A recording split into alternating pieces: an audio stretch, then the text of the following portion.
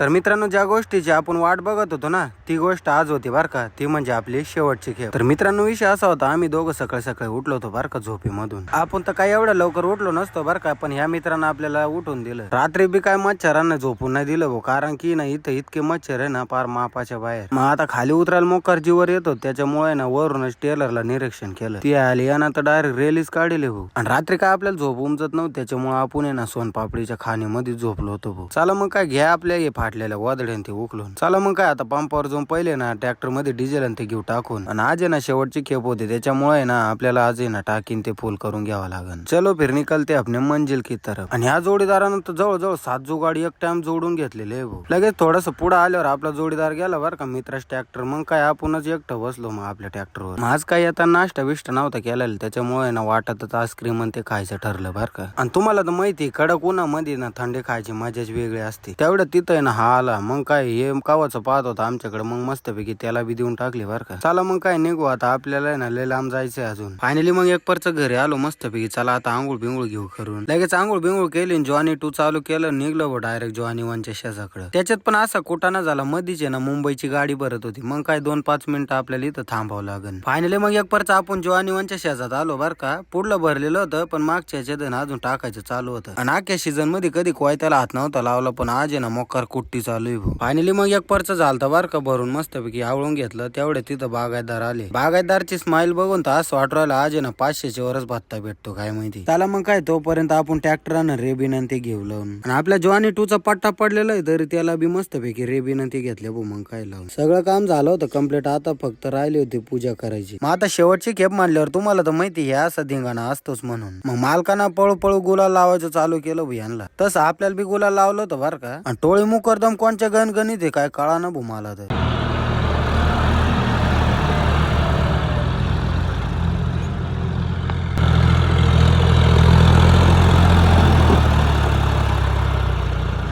कचून आणलाय